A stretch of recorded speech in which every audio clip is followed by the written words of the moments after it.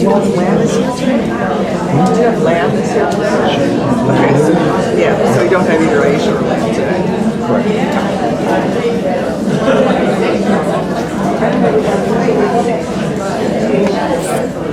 So, are you engaged?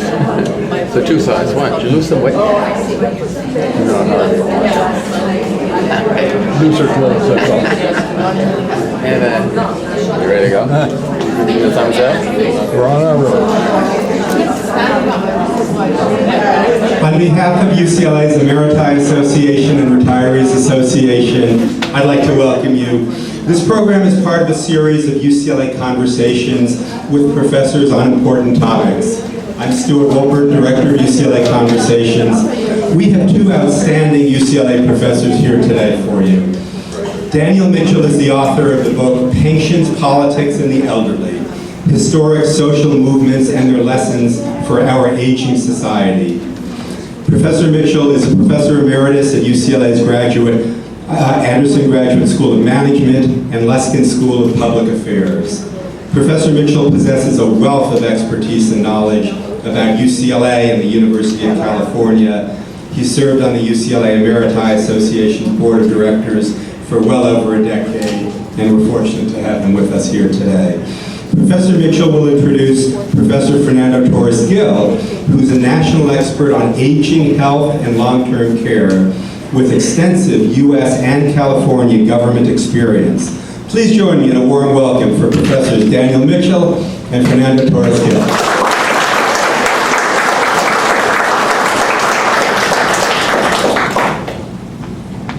Okay, can everybody hear us? Good. Okay.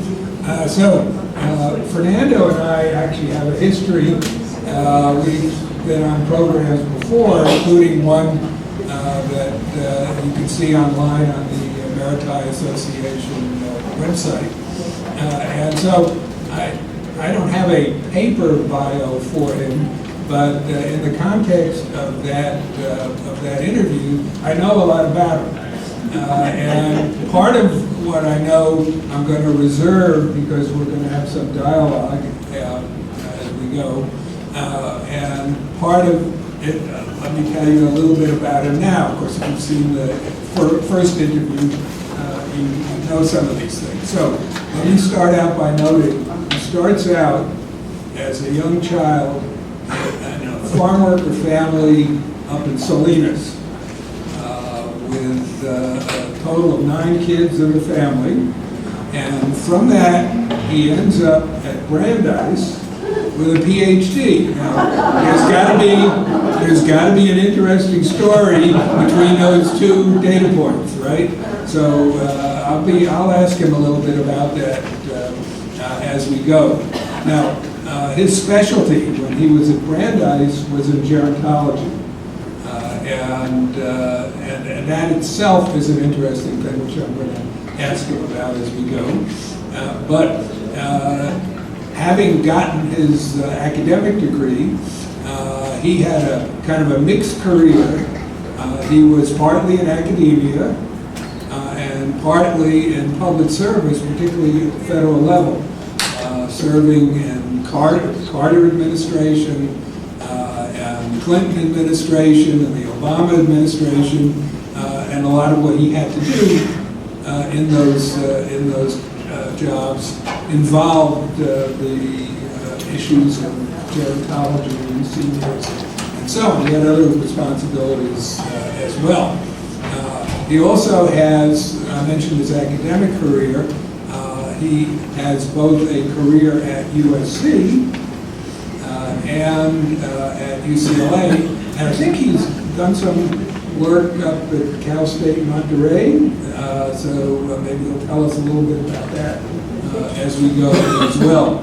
So my job is to just give you some introductory thoughts and then turn it over to Fernando. And so up on the screen here you see this first slide, and on it is this reference to the local Native American groups that were here, and you think, he's going to do one of those land acknowledgements, right? Well, I have nothing against doing that, but the purpose is a little different.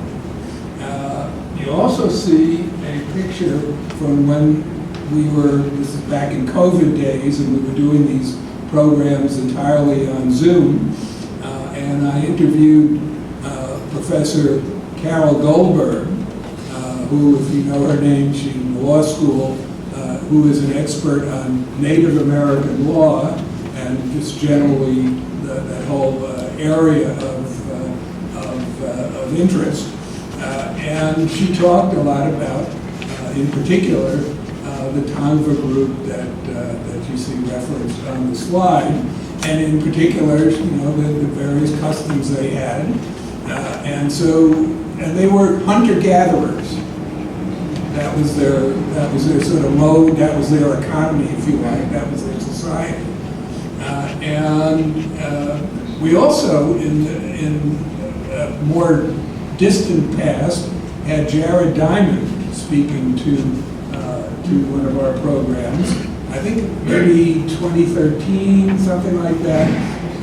And he also spoke about societies such as hunter-gatherers who, they had this problem. There would be a certain number of people who they would kind of age out of the health lifespan for doing the hunting and the gathering, and then what do you do with them? So they had this problem. Now, these kinds of societies had norms about how you treated the elderly, what their value was to the community, and so on. And in a sort of a given year, there might be a certain number of very young children who couldn't work, couldn't do the hunting and the gathering and so on, and they had to be supported. And then you had the active people who were doing running the local economy, in effect, doing that kind of work. And then you had the elderly, and there'd be normally some balance between the active workers and the dependents. But things happen in the world. We live in a world where there are a lot of unexpected events, and that was true for them as much as for us.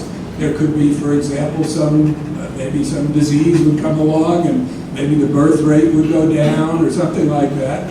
And then you might get to a situation in which there was kind of a bulge in the elderly population, and they had to deal with it somehow. They'd have to revise their norms or somehow come up with some solution for that.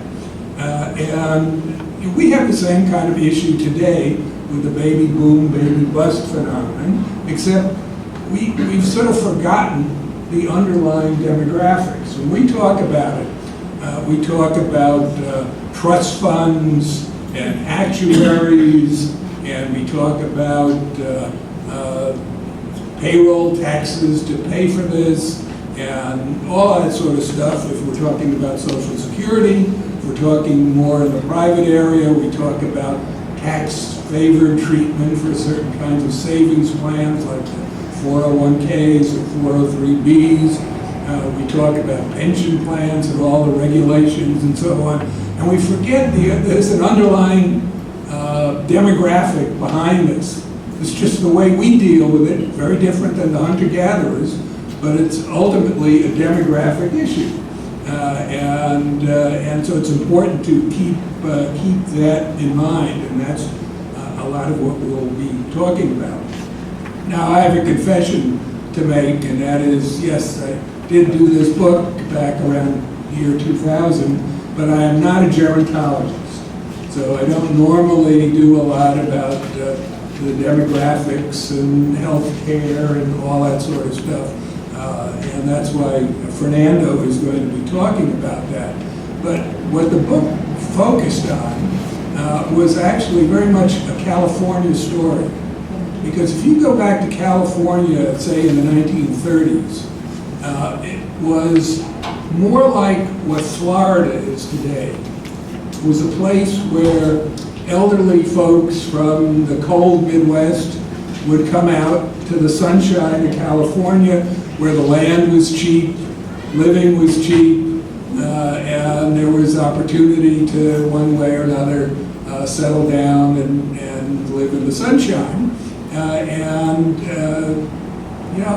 That was all great, but then along comes the Great Depression, and just like everywhere else, things are not so good for the elderly, just as it's not good for younger people. The fact that the state had a lot of elderly people sort of began to have ramifications in the political scene, in the culture, and everywhere else. There's a movie which you can see for free on YouTube, and it's called, let me just flip the screen here. It's called Make Way for Tomorrow.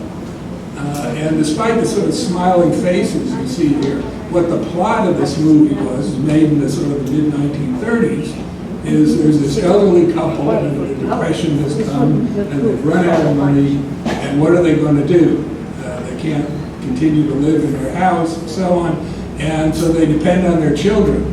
And one child takes the husband, and the other child takes the wife, so that now this couple that have lived together for a long time is suddenly separated. So it's not a happy movie, but it reflects, this is, Hollywood is right here in California. It reflects the kinds of things that people were thinking about, particularly in California because of its elderly profile at that time. We tend to think that, well, the way they solved that during the Depression was Social Security. Here we see Roosevelt signing the Social Security Act in the mid-1930s and so on. The thing is, what we now think of as Social Security, namely a sort of a pension arrangement where you have a sort of a work history and you pay payroll taxes and it goes into a fund, and then the fund pays out some kind of a pension benefit.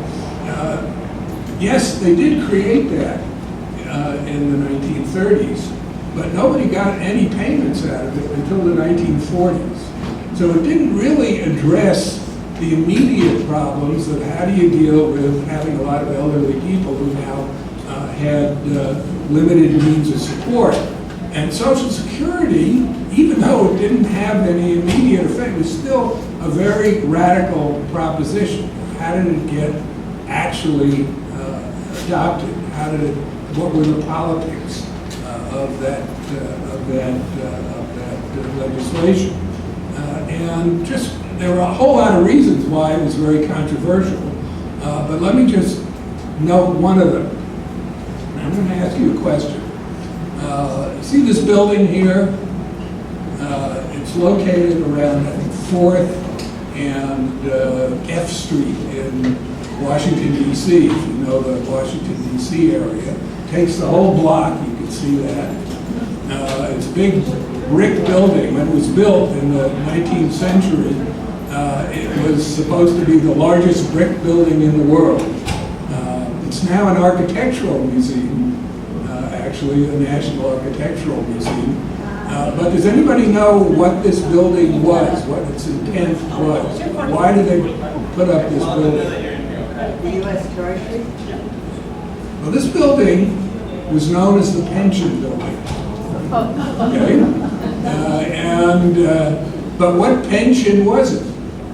After the Civil War, there was a pension created for disabled veterans. Of course, you have to be on the Union side. If there's a war, you always want to be on the winning side. But so this is for Union disabled war vets. It played nicely into the politics of that period, because where were those war vets located? Well, they tended to be located in the North. And the Republican Party was the party of the North. The Democrats were the party of the South. So it paid into Republican districts.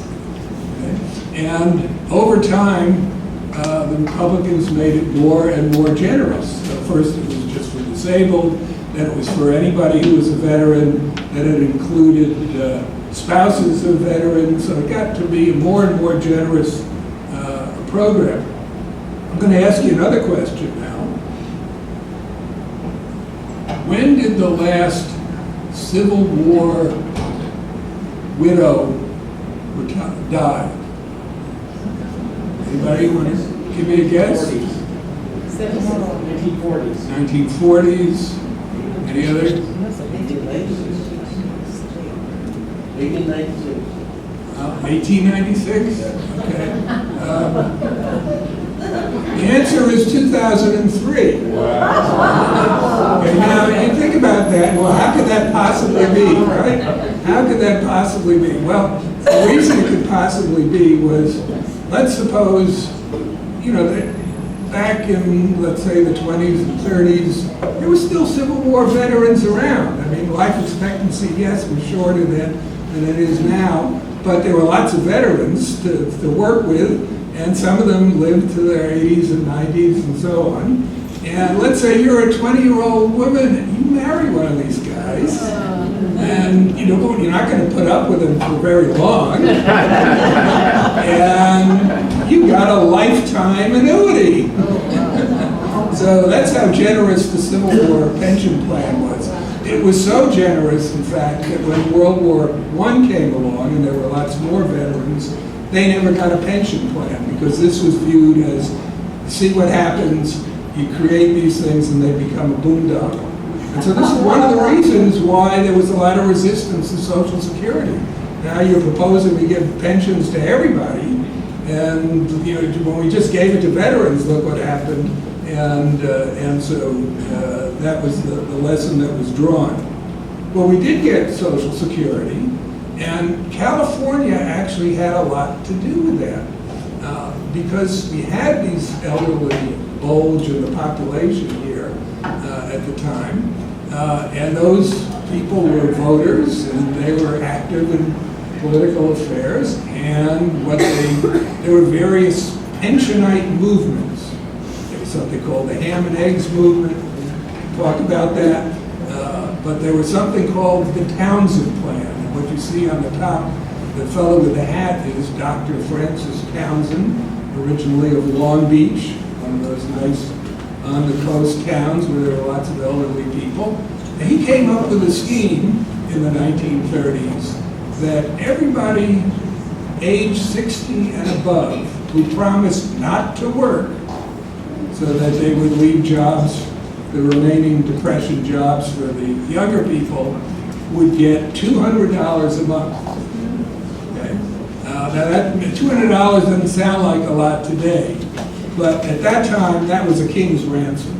I mean, they used to publish, the Townsendites would publish budgets to prove that one could spend $200 a month. And of course, if you were a couple, you got $400 a month out of this plan. We had a Townsendite senator from California, and there were others in Congress and so on. The Townsend Plan became the radical alternative in Congress to what would otherwise have been the radical Social Security plan. So the Social Security plan became the moderate alternative. You know, if you're in Congress or in the Senate, you're probably not going to vote for the Townsend thing. But do you want to slap your elderly constituents twice in the face because they're all for Townsend? You at least would vote for Social Security. And that was a lot of how Social Security passed. So it tells you a lot, you know, you have a lot of elderly people, as we had in California, all kinds of political turmoil erupts as well as just worrying about how we're going to divvy up the pot. So now with that, I'm going to turn it over to Fernando. I'm going to give him the honor of the clicker here. He's going to give us some introductory remarks, and I have some questions to pose for him. And then Stuart is going to come up and do a Q&A for everybody here. Thank you, Professor Mitchell. I'd just love to hear Dan's rendition of the incipient politics of aging. The beginning of, and I'll say this kind of crudely, the beginnings of old people advocating for other old people to obtain old age benefits and privileges. I mean, it's kind of crude, but that's the politics of aging. And it all began, as Dan laid out so well and dramatically, in California, Southern California, and was a major impetus for the passage of Social Security. Thank you, Professor Mitchell. That sets the stage nicely. Before I click my first one, I'd like to refer to an article just a few days ago in the New York Times entitled, "The Fantasy of Retiring in Comfort Has Always Been a Mirage. Younger Americans fear a future in which they may struggle in their old age." Fast forward from 1935, the passage of Social Security, to 2025, 2026, and now the political debates and the narratives are shifting from older persons are deserving whatever they want, whatever they advocate for, they should get, to one now, we're not doing enough for younger persons, perhaps older persons are getting too much, or worse, what they get is not allowing for younger persons to enjoy the same benefits. And this article lays out quite clearly that younger cohorts do not envision they will have the kind of quality in their later years that today's older adults apparently seem to enjoy. So we call that intergenerational tensions. And today, I'd like to be somewhat provocative, and I'll be raising a couple of key questions. But I'd like to essentially take the past and look to the future as we understand the present and the political debates. And thank you for, Dan, as well, for a little bit of my background. I was introduced to the issues of gerontology, aging, geriatrics, as a very young 22, 23-year-old graduate student at Brandeis University, when I was invited to the 1971 White House Conference on Aging in Washington, D.C. I knew nothing about gerontology. I went back east to move into urban planning. I was active in the Latino Chicano United Farm Workers movement. I wanted to move into that kind of public service, advocating for growing diversity and doing so as perhaps maybe a county or city manager. And I went to that 1971 White House Conference on Aging, and it was a revelation. It was all about older persons coming together in Washington, D.C. to advocate for expanded benefits and expanded entitlement benefits. 1971, in retrospect, was probably the peak, the height of powerful support for older adults to advocate. By then, we had Social Security, Medicare, Medicaid, Medicare, and the Older Americans Act. But from that 1971 White House Conference on Aging, President Nixon and the Congress gave us additional goodies. The creation of the National Institutes on Aging, the development of a House and Senate Select Committee on Aging, adding COLAs to the Social Security benefits, promoting preferential treatment for older adults. It was a wonderful time to be an older person and an advocate because all these good things were happening. That was in 1971. So now I'd like to, having set the stage, move to this clicker here.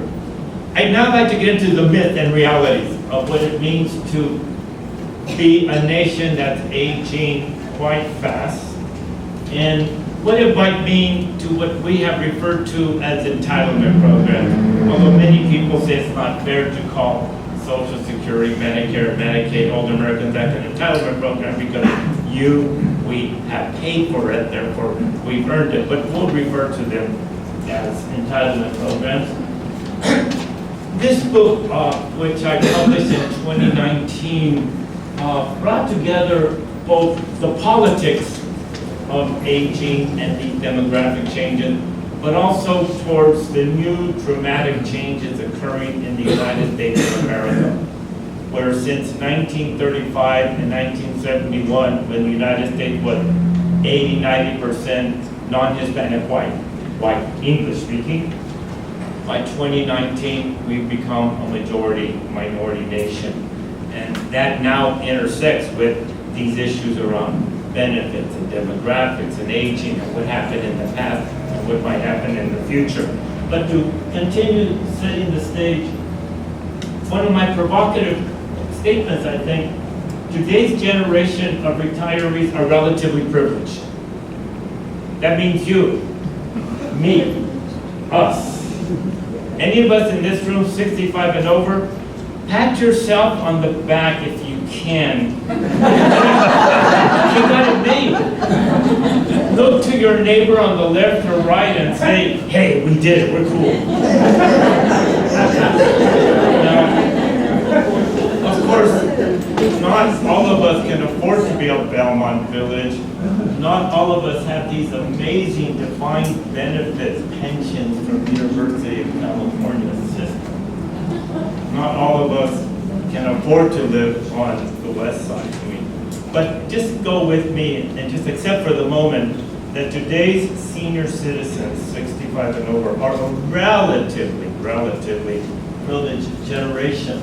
But the future questions, how might the public react to the demographic changes in the next 20 to 30 years, and what might that mean for you and I? I'm just going to assume you're 80 years old, I'm 80 years old, and therefore we could step back and say, it doesn't matter to me. Because I'm 80, I won't be around to see 10, 20 years from now.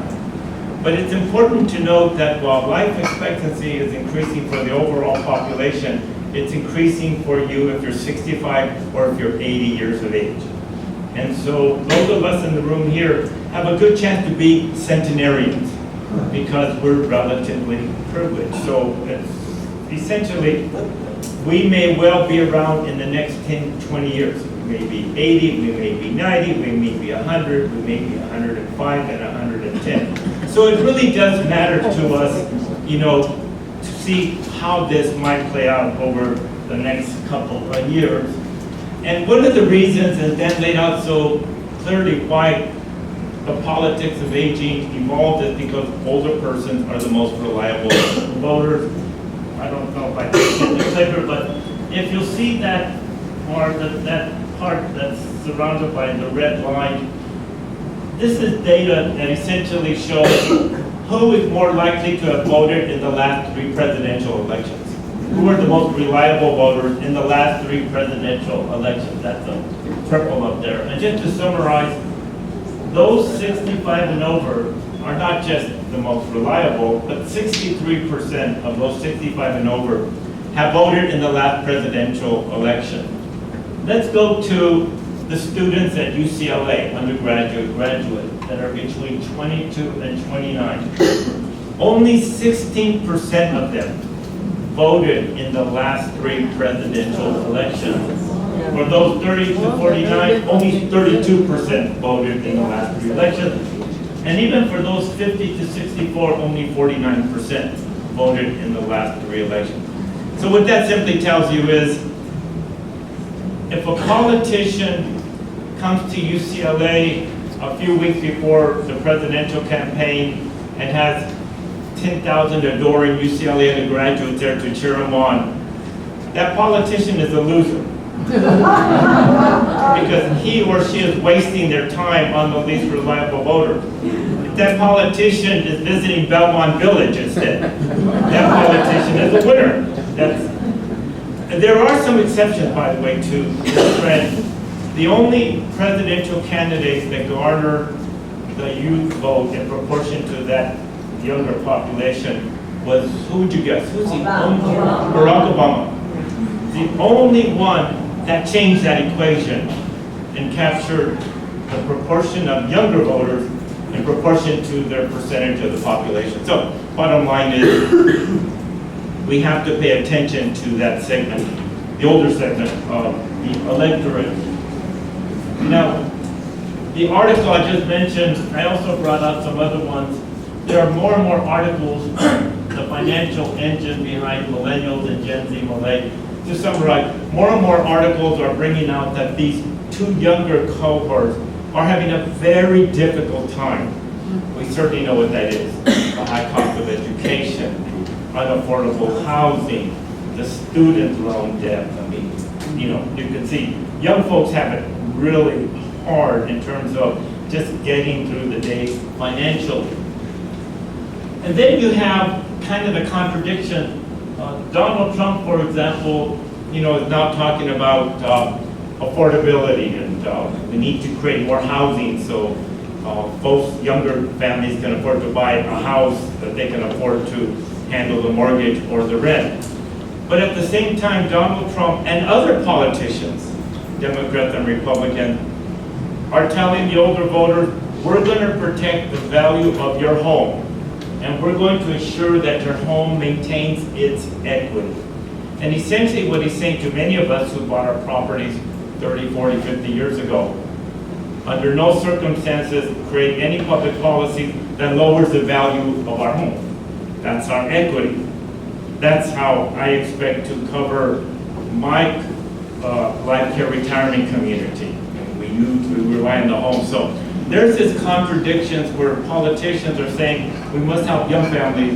Oh, on the other hand, don't do anything to take away from the values of assets of older folks. So you have this tension beginning to occur.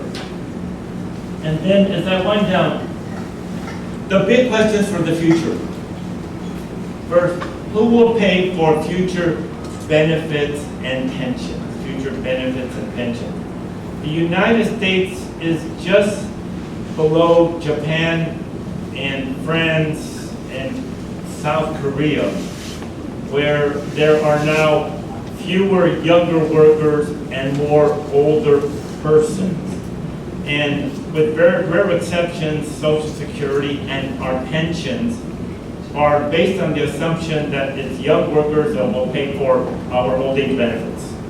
But then what happens when there are fewer younger workers and more older persons? The demographics for the United States now have us falling below 2.1. 2.1 is known as a replacement level. Every female of childbearing age must have at least 2.1 children to ensure that the population is stable. Fewer births, fewer lower fertility, then fewer people in the population. So in the United States, what we have, which is many countries of the world are facing, we are enjoying the benefits of living longer, and therefore more of us becoming older and senior citizens, older adults, but also a decline in the replacement rate. Simply, fewer kids are being born. At some point, this creates a perfect storm because we have to ask who's going to pay for all the good things some of us have. And then something that's becoming very personal and intimate is who will be the caregiving and long-term care workforce. Just walking around this beautiful Belmont village, your residents are really benefiting from these younger workers that are willing and able to come here and provide that personal care, the caregiving, the staff support, to enable residents here to have all the support they need to continue to live well and to enjoy themselves. But there are dramatic changes and a dramatic decline in that potential available caregiving source. And then the last question, will entitlement programs and pensions remain sustainable over the next decades? The latest fiscal projections, Social Security Trust Fund will draw down completely by 2032. The Medicare Trust Fund will draw down completely by 2040. Most municipal pensions, California, city, counties, are beginning to face a growing amount of unfunded liabilities. Unfunded liabilities, which means you may be receiving a state or public pension. They're increasingly going to be fiscally tenuous because of the unfunded liability. Fortunately for those of us with the UC pension, I believe we're funded to about 90% then, or roughly. So we're reasonably healthy, as long as we continue to keep people in California to pay the taxes, and that's a whole other issue. And then as I wind down, back to my book, and to where I started my career. When I went to Brandeis in 1971 White House Conference on Aging, I was there to advocate with Latinos, African Americans, Native Americans to have more attention paid to diversity, immigrants, and minorities. But things are changing. The silent generation, for those of us, or those of you between 79 and 78, that are now just 4.7% of the population, you grew up at a time when the United States was essentially non-Hispanic white. I mean, it was white, majority white. By the time my generation, the baby boomers, I'm 77, as we grew up, it was still majority white, but we were beginning to see increased immigration, especially in 1965, when President Johnson and the Congress passed immigration reform that allowed for family reunification and increased the quotas that could come from around the world. The beginnings of a big increase in immigration. And down to Gen X, you can see there, between 44 and 59, it's still the white, but minorities and immigrants share is rising. When we come to millennials, who are now 28 to 43, it's evenly white and minority. But the two generations to pay attention to now, the critical cohorts for the future, are Gen Z and Alpha. Gen Z and Alpha. Gen Z are those between 12 and 27, a lot of our UCLA students. They are the first majority-minority cohort, which means whites are a minority, and no one is a majority, just tremendous diversity. And that will continue with the Alpha generation, but the big question in all this diversity, at the moment, this administration has successfully closed the border, eliminated all refugee asylum entries, and so in a sense, we're now at a steady state. And of course, there are those in that administration that would like to go back to the 1950s when it was different, all white, no father knows best, you know, and that kind of world.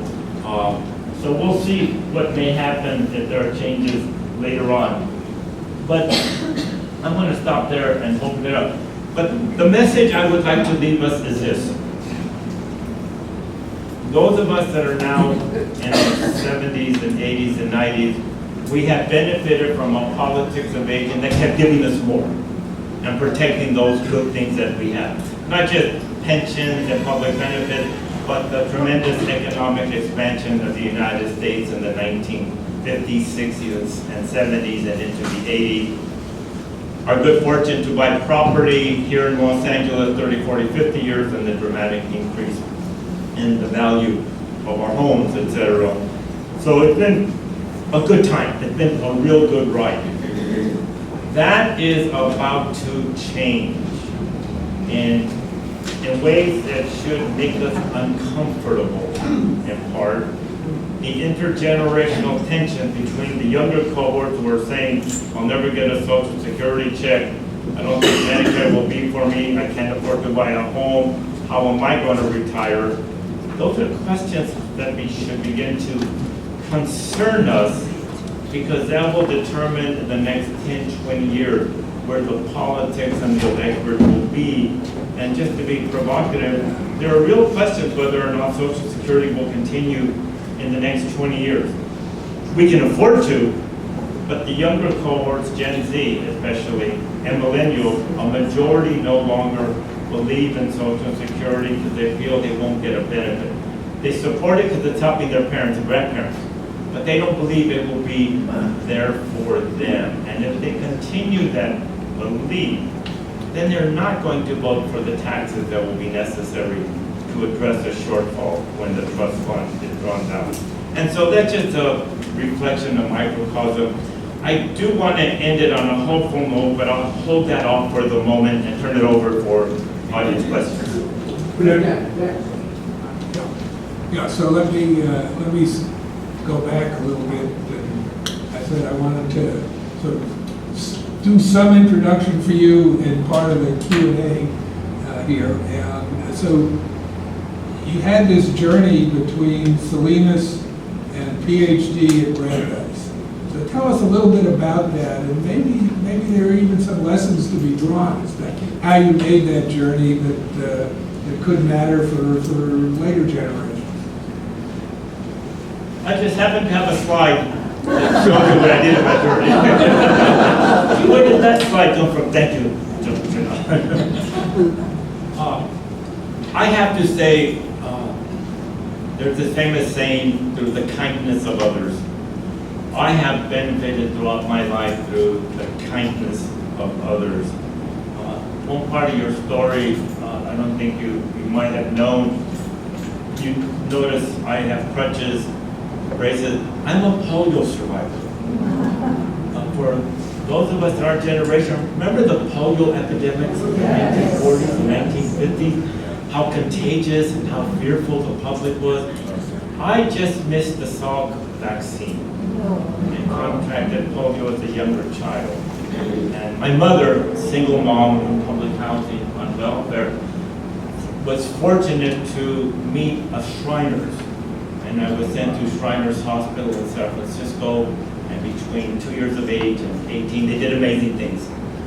Pro bono healthcare to get me back, give my mobility and all free care and rehab. They gave me great education. In those days, if you contracted the polio virus, kids were institutionalized. Remember the iron lungs?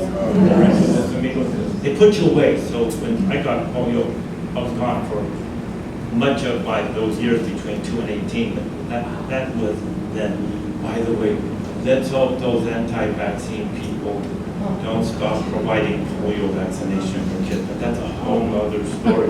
So, and then I benefited from very generous social welfare system in the 1960s, 1970s, generous scholarship support. So I always had full scholarships to go through college and then to undergraduate and then through graduate school. And I always had mentors that I would go to and that would guide me and open doors for me. And having been institutionalized in Shriners Hospital for so many years, I developed good social skills and the ability to always seek out new people. So when I went back east, I got involved in Boston activities and advocacy group, got to know the Dukakis family, the Kennedy family, folks that years later would open the door for me. I always tell my students, don't get cloistered in your little apartment and your classroom. Go out and meet people you may not be comfortable with because they could be very important for you as time went on. So that led to many good things. Federal Council on Aging, Assistant Secretary on Aging.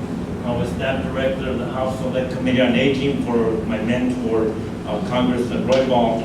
President Clinton, who I came to know on the campaign trail, created the position for me as Assistant Secretary for Aging, and Donna Shalala, who I worked under as Secretary of Health and Human Services, enabled me to oversee aging issues across the federal government and work directly with my congressional committees. So they gave me a lot of latitude. Been involved with various governors. I've been active with Governor Newsom on a master plan on aging. California in the next 10 years will have more persons over 50 than under 50. Imagine that. California is going to be a very senior population, and been on various boards like AARP. And so I've been fortunate, Professor Mitchell, both to have folks that have enabled me to do these things, but also because I had professors who mentored me and told me, Fernando, don't just hang around with your friends and don't just hang around with your Chicano Latino buddies. Go out and meet people you're not comfortable with. Expand your horizons. And I've taken that to heart. Well, thank you. So I think that was a very impressive journey, even with the mentors that you described. You raised when you were giving your talk, you mentioned the trust funds would run out, and it's not that far away anymore. It always used to be, they talked about this in the 1980s, and Ronald Reagan raised some of the payroll taxes and so on, and sort of kept pushing those dates away. but now nobody is really addressing it. And it doesn't, in a certain sense, it doesn't have to be addressed until the day it has to be addressed.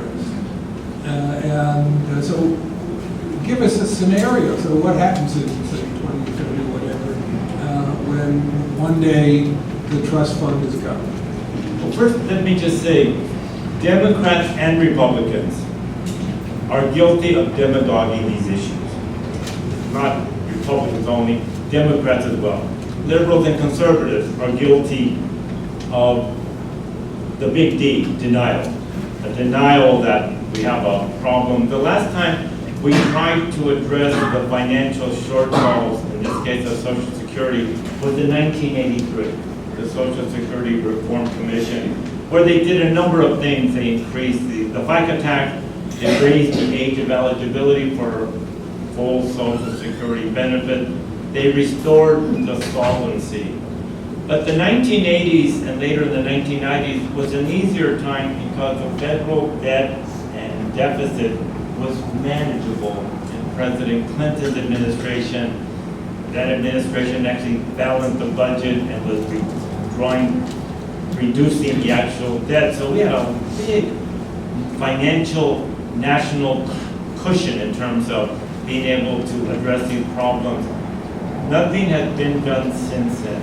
And as much as all the economists say 1930 and 1940 is going to be really when everything comes to a head.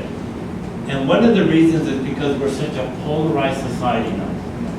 Extreme left, extreme right. It's hard to find anyone that's willing to come together and be bipartisan. The Congress certainly has not been doing their job to serve as a check and balance. And let me just give a scenario. What happens by 1932? The trust fund will be drawn down completely. And when that happens, the incoming revenues will still cover about 75% of the obligated benefits to older persons that are eligible by that time. But they will immediately see a 25% reduction in their check, in that Social Security check. Unless we raise taxes, we reduce benefits, we increase the age of eligibility. Those are really the three main solutions. The Medicare Trust Fund will last a little bit longer, but with the aging of the population and long-term care need, the Medicare Trust Fund is going to have a more difficult time finding additional revenues because you almost have to redo the healthcare system and you have to expand Medicare and Medicaid or create a single payer plan or combine Medicare and Medicaid. They're going to be very tough policy choices, and that's why I'm spending more time with younger students, interesting them in gerontology, public policy, economics, because they will be Gen Z and millennials that will be the voters that will determine how we address those scenarios. And as you said, Professor Mitchell, 2030 is just around the corner, right? Even 2040 is only 14 years away. So if we could all ask ourselves here as a room, oh my goodness, assuming I'm still around, what do I feel should be the solution and how will I vote as a member of the electorate for those solutions? The good news, by the way, the good news, we know how to fix it. The answers are there. There's nothing mysterious. We know how to do it. It can be done. It does require bipartisan consensus and potential sacrifices by constituents. So the good news is we have the answer. It's not nuclear science. It can be done. It's just the politics of the moment. And whether or not, this is the other provocative statement, in let's say 2030. In 2030, will the older electorate prove to be a selfish group? Hey, just don't touch my benefits, I don't care about the younger cohort.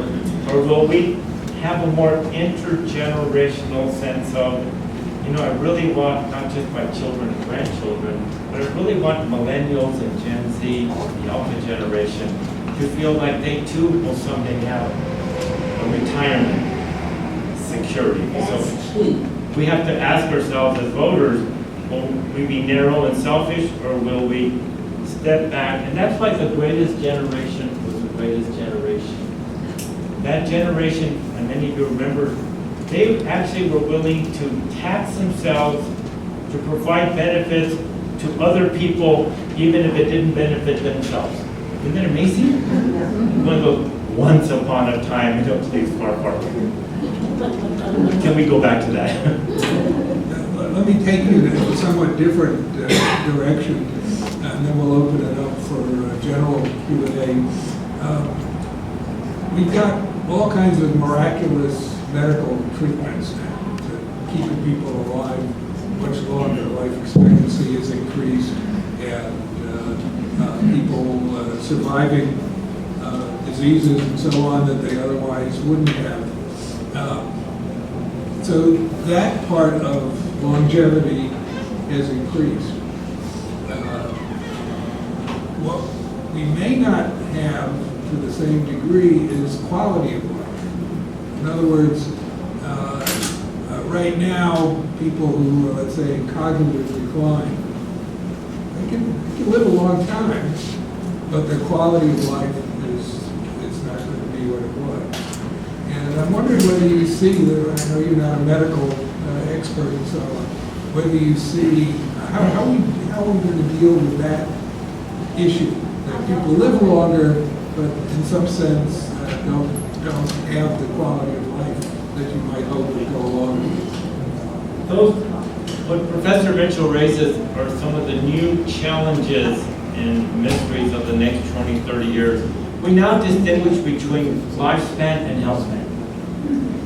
We're all enjoying increased lifespan. But will that be commensurate with good health? And we also now use the term longevity. We're all going to have increased longevity, but is it something that we want or will look forward to? At the moment, to be a little somber on this thing, we are witnessing lifespan increasing faster than health span. Much of it around the increased prevalence of dementias and Alzheimer's. Much of it because as we live longer with cognitive but also physical and other chronic conditions, then we ask our question, well, where are the supportive services, the home care, the respite care, the long-term care? The United States is the one country in the developed world that does not have universal long-term care. Canada, Mexico, the European community guarantee not just some access to universal care, but will guarantee we will pay to have caregivers come to your home. We will pay to have personal attendance. We will pay to have Meals on Wheels, respite care. This country has no public financing for the growing need for long-term care.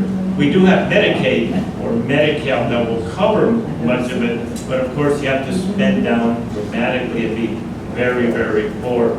So increasingly, those of us that are gerontologists in this business are trying to get the public away from the silly stuff, how to live to be 130 years of age and have a body of a 50-year-old.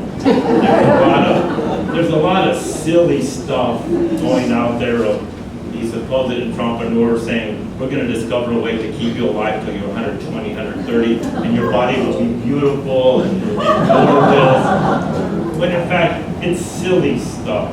The real issue, as Dan pointed out, can we afford to live longer if we don't have the health or if we don't have the necessary supportive services? Of course, technology and AI might be helpful.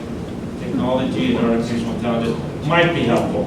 Japan right now that has a tremendous shortage of caregivers for their dramatically older population is now looking seriously at robots. They have robots in nursing homes now because they don't have enough humans that are willing or able to be supportive. So that is going to be the next frontier in aging, how we can balance health and lifespan so that it's coming through. We don't have that at the moment. Thank you very much. I'd like to ask one question to Professor Torres-Gil before we open it up. Professor Fernando Torres-Gil, Professor Daniel Mitchell. Thank you for a very informative, very interesting presentation. Professor Torres-Gil, I've known you for a while. You talked about how you had polio. One thing I've always been struck by is your positive outlook on life. You're very optimistic. You never seem to feel sorry for yourself and the health issues and any other problems you may have had. So we haven't really talked much about mental health other than a little bit about dementia. How do you keep such a positive outlook on life? I benefited from my grandmother and my mother, who never let me feel sorry for myself, who never let me be victim or feel victimized. And again, I hope this isn't, I know it's being recorded, but I hope we can keep this in the room. Well, first of all, at an early age, I was taught the concept of resilience and a positive attitude. Some of our doctoral students are in fact doing research on issues of resilience and aging. Resilience. Resilience. To have that internal strength to not let adversity impact your emotional state of mind, so that you can save that energy for moving forward. But just an example, being in a Mexican culture, when I contracted polio, very much a part of traditional immigrant families from Mexico, the culture back then required that if you had a disabled child, you put them away, you kept them in the home.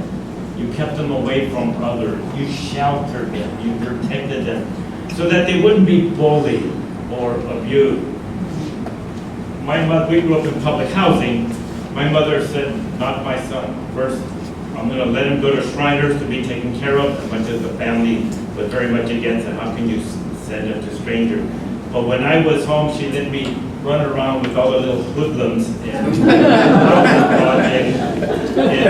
if I fell down with my crutches and braces instead of my mother or adults rushing over to, oh, you poor baby, did we pick you up? My mom said, leave him alone.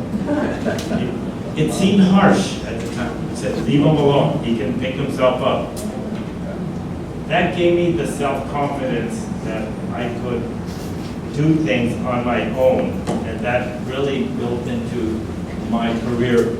Today, I have to be very careful how I say this. When I first came to UCLA 30 years ago, the Office of Students with a Disability and those students who qualify for disability were like 70% physical disabilities. Wheelchairs, walkers, assisted devices, sprained knees. Today, 80% of students who qualify for disability on the UCLA campus have mental health, emotional needs, anxiety, depression, autism, ADHD. And we now give them all these benefits. As a professor, a quarter of my students would qualify, so when it was time for a test, I had to give them a separate quiet room. They could bring their little teddy bear. I had to make sure they were not stressed out because they're just feeling anxious. I worry about how these students will manage the real world when they fall down. Right, your mother wouldn't pamper you, she toughened you up. So, anyways, but I'm very much old school, but I benefited from folks never letting me feel like a victim. And now let's take your questions. We'll start with Alan then. I guess it's for Fernando. I've seen a lot of data that you presented on Social Security. I'm interested in SSDI because people understand Social Security, but folks who are on SSDI, I haven't seen data on how doing away with or when we run out of money. I mention this because in terms of advocacy, why folks within the disability community have not advocated, SSDI to me is I hate to be crass, but marketing for Social Security? What happens, folks who are on SSDI? It's even worse than losing the Social Security. You're referring to the Social Security Disability Insurance Program. And thank you for raising that. Because we don't have long-term care, universal long-term care, because we don't have universal health care unless you get health care covered through your employer or you qualify for Medicare or Medicaid, SSDI, the Social Security Disability Insurance Program, has become the de facto fallback program for those that don't have all the other things. By the way, Donald Trump did something very smart when he ran for election the first time and the second time.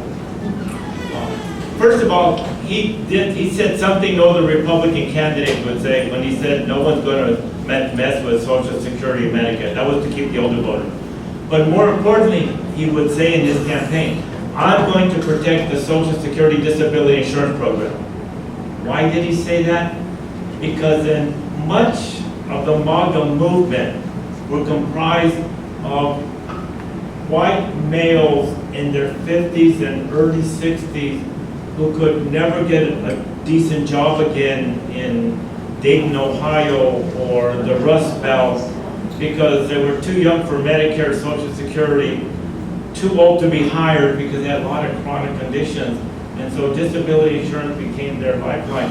Donald Trump was smart to say, when he went to, Dayton, Ohio, for example, or to Monterey, I'm going to protect your disability insurance, SSDI, because that was a lifeline for middle-aged males, especially middle-aged white males. We don't talk about that. That is funded pretty much through the general fund. And so, as this Congress allows the Social Security, social safety net to be whittled down more and more, that's affecting SSDI. And so, but we don't talk about that. And that's a lifeline for a good chunk of the public. Unemployment compensation is the other lifeline for anyone in their 50s or early 60s. So thank you for raising that. Yeah. This question is really for both of you. I don't understand how we can possibly move forward in fixing Social Security and Medicare. You mentioned we haven't done anything since 1983. We've done things, but they're not good things. The tax bills under Trump 1 and Trump 2 have created, this enormous power in the hands of very few, the billionaire class. And I don't see how you can, fix these programs with this incredible budget deficit now being compounded by war. We've got to do something big with taxes to get back to where we move in the right direction. And where's the political will to do that? I don't have a clever answer for that. As I say, I think those hunter-gatherers they could kind of see what the problem was, and they were a small enough group that they could kind of resolve it. And in a way, we're sort of blinded by the trust funds and all of this. I mean, suppose it just happened that, say, back in '83, they had done so much that the trust fund wouldn't run out in 2030. Just imagine that. But still, there'll be a GDP, a certain amount of economic pie generated in 2030. And it gets divided up. And if you have a lot of elderly people with consumption tickets, that's what dollars are, they're consumption tickets, they're going to get more of it because there are more of them. And they're going to, the same demographic story is going to be told, whether the trust funds are, quote, 100% funded or whether they run out of money. But because we've got all of this apparatus, this really complicated apparatus, we sort of don't see the problem as sort of fundamentally we're dividing up the pie between generations. We had a baby boom, then we had a baby bust, and it creates this thing, and sort of as a society we got to work it out. We're sort of blinded to that, and it becomes question of taxes and actuaries and all of that. Daniel, and I think I want to leave a sense of optimism here. Keep in mind that this country has been through this extraordinary income disparity. Okay. The Gilded Age, for example, the 1920s, for example. Now we have zillionaires controlling much of the political policy debates and decisions. And now we have more of the risk, we call it the great risk shift, is now on individuals to plan for their aging. The proposal, for example, to privatize Social Security in the future or means test Social Security, would just make things even worse. But the other issue we have to deal with is we're getting close to $3 trillion annual deficit. 30 trillion, 40 trillion increasing for the overall debt. So we're facing these things. This country has faced similar situations before at various points in its history. Generally, it takes almost a crash and burn, a major crisis to get enough of the electorate to step up and say, we don't want billionaires controlling our future. We now need to find a middle ground. We need to start leveling the playing field. We're not quite there yet. And now, and this has got me in trouble, but I'll say it first. In part because too many of us older voters are content and feel we're okay. And feel my pension's protected, I'm getting my Social Security check. My wife and I bought 2 properties 40 years ago, they've gone way up.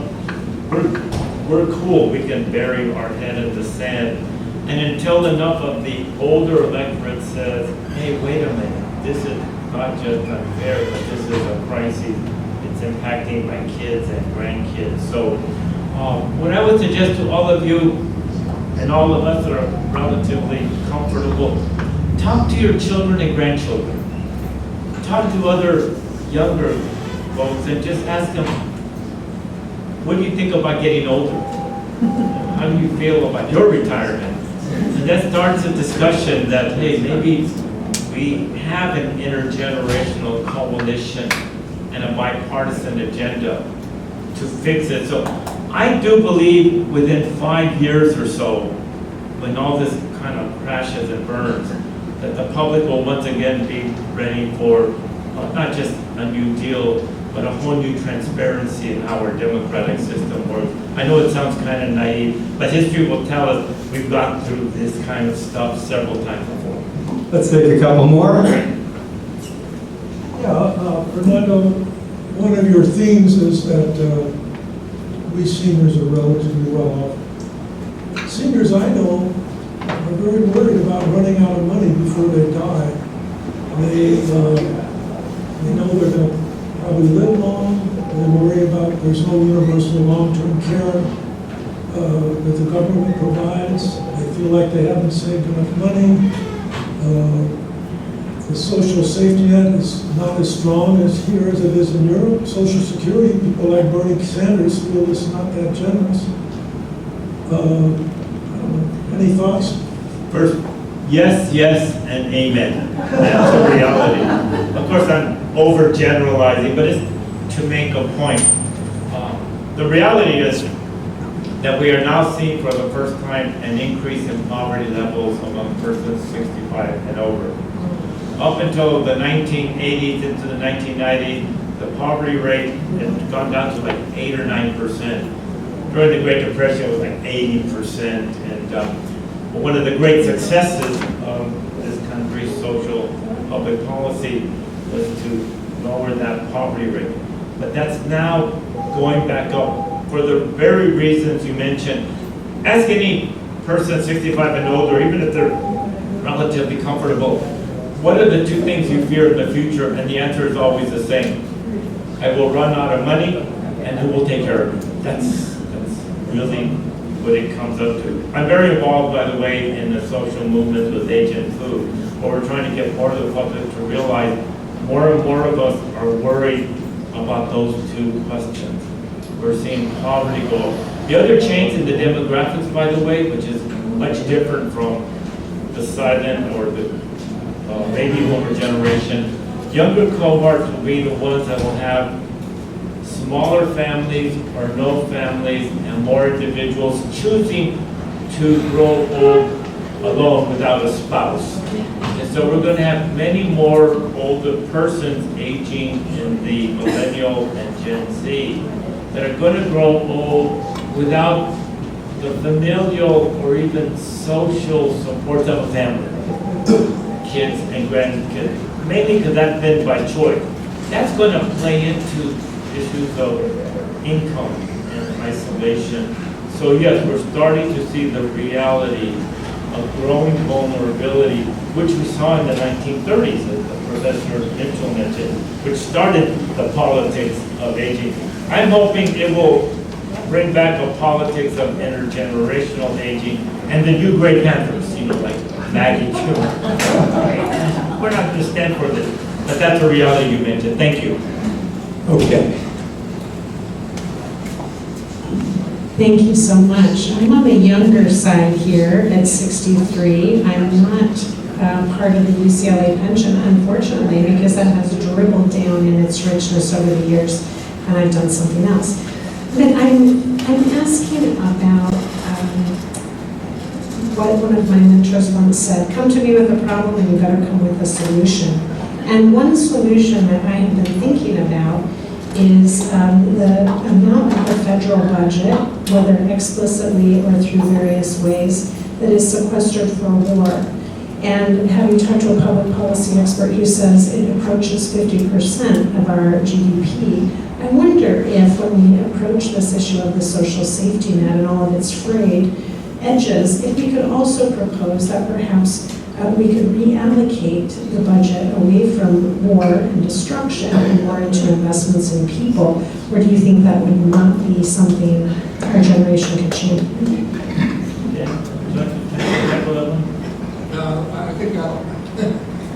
I think I'll leave that for you, but some of the things we talked about, the great generation, they didn't necessarily have a choice about those kinds of things. World events sort of happen. Some of the things are domestically chosen and some are not.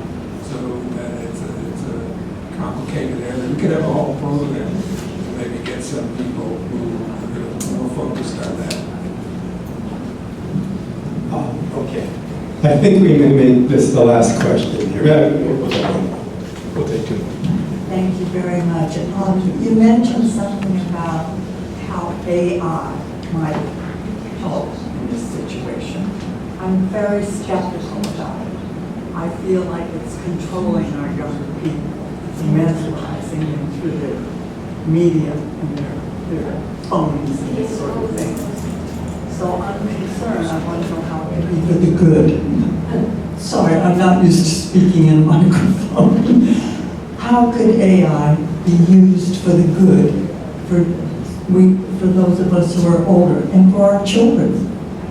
I see it now as sort of mesmerizing them, hypnotizing them. I mean, just walk down the street and their arms are holding this, like it's pulling them down the street. They don't even step to the side so we can make it through the cracked sidewalk. They're humming. Any thoughts? Well, I'll tell you an AI story. Somebody wrote an economics working paper quite recently in which they said that they found that a lot of people now work from home after the pandemic, and they found that for couples who both parties worked at home, there were 0.32 more children born to those couples than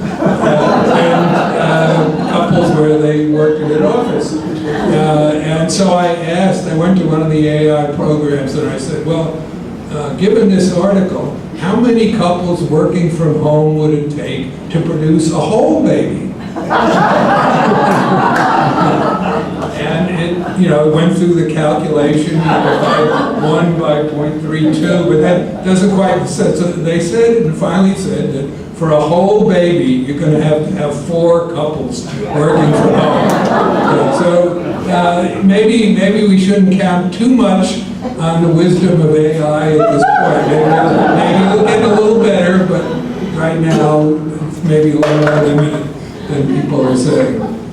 I obviously don't have the answer, but those are two, there's a couple of new things about the future of the politics of aging that could change the equation.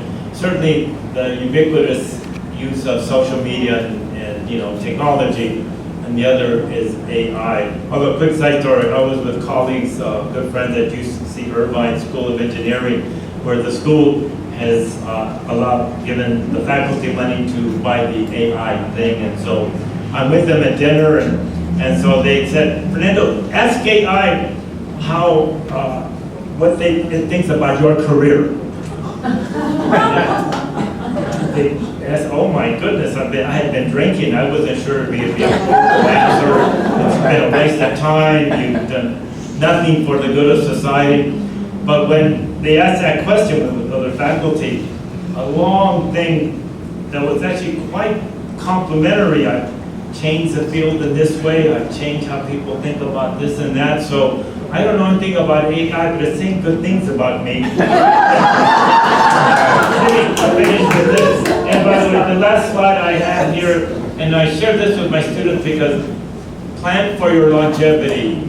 I always tell my students, assume you will live to be 100 years of age. So however bad things might be right now, there's going to be time in the future for good things to happen, and this is where I think I hopefully have been helpful. And I was on the SLA Committee on Aging that ended mandatory retirement, including for faculty. Yes, we did, thank you for that. I worked in the Clinton Obama administration to create a new agency, administration for community living, that brings together programs for older adults, persons with disability, and the long-term care program. This administration eliminated that agency, but it'll come back. Certainly promoting issues of minority and Hispanic aging. And then to leave you this, even though the border is closed right now and we're not allowing anybody in and we're trying to deport folks, I'm absolutely confident that within a few years, there's going to be a huge outcry from the public. We need immigrants. We need immigrants for our finances, for long-term care, for all the good things they bring. And now we use the lifespan perspective, and to leave this with you, I no longer advocate for old people, by the way. I'm no longer a senior citizen advocate. I'm an advocate for all age groups, but especially for younger folks so that they can grow older and have a better quality of life. And one thing we've learned about poverty among older folks, it starts when they were young. And so we can address issues that younger folks need. It will increase the opportunities in their lifespan to have successful aging and a quality of old age. So I'm hoping this might give you some useful concepts and tools because we're going to need each of us in this room and everywhere, because it will be a brave new world in the future politics of aging, but it can turn around and we can rebuild a new social contract that brings us back to the good old days, but in a more positive way. Thank you very much. Professor Fernando Torres-Gil, Professor Emeritus, thank you for your wise insights. Thank you. Thank you.